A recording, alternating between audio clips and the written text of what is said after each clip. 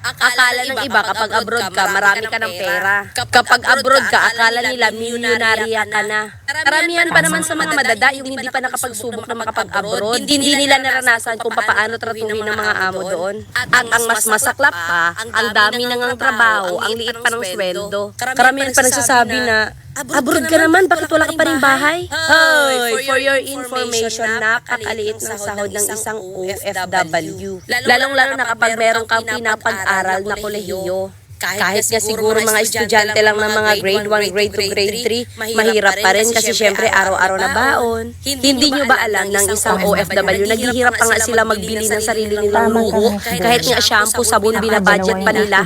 Tapos kapag umuwi ka na walang dala, walang regalo para sa mga kapitbahay mo, masama pa yung mga loob nila dahil kuripot ka. Hindi nila alam ng isang OFW, lalo na kapag nagtatrabaho ka sa Saudi Arabia, napaka-delay ng sweldo. At ang mas masaklap, 18,000 to 21,000 lang yung sahod mo kada buwan. Mas okay pa siguro yung mga sahod ng mga cleaners. Pero problema, kahit cleaners ka doon, sa'yo pa rin lahat ng gasto, kahit pagkain mo, pati tulugan mo. Siguro mas mataas siguro yung sahod ng isang OFW kapag open country. Like mga magagandang places, puwera na lang sa Saudi Arabia. Dahil kapag isa kang OFW ng Saudi Arabia, swerte-swerte na lang talaga na makapag-ipon ka. At hindi ka na nga stress lang sa trabaho, stress ka pa sa amo mo dahil mabunga nga. O ayan ha, yung mga chismosa na tambay dyan sa bahay na mahilig mambash, mahilig mangutya, kesyo ganito ganun, at least alam mo na, sana mag-abroad ka rin para malaman mo kung ano yung patakaran ng isang OFW, kung gaano kasarap maging isang OFW. Sa totoo lang, ang hirap kitain ng pera, lalong-lalo na kapag sa Saudi ka magtatrabaho, napakahirap. Sobrang hirap ang sing-kusing doon. Alam nyo, kahit duling na pera tatanggapin namin dahil sobrang hirap ng trabaho doon. Karamihan, minamaltrato pa. Ay napo,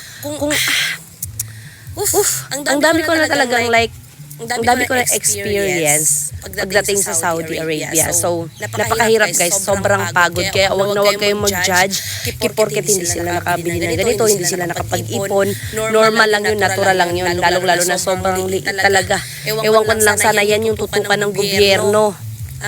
Tinatawanan nyo kami.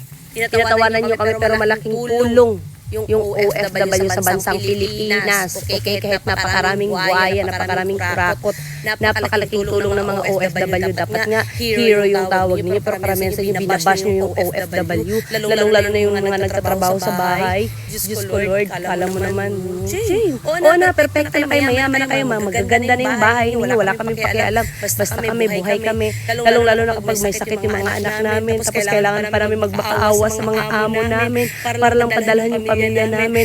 Naalala ko pa, sinabihan pa ko, wala akong pakialam kahit mamatay yung anak mo. Diyos ko, nag-wild talaga ako. Diyos ko Lord. So napakahirap talaga makipag parang kompetensya yung Saudi Arabia. So, wag na huwag kayong mag-judge.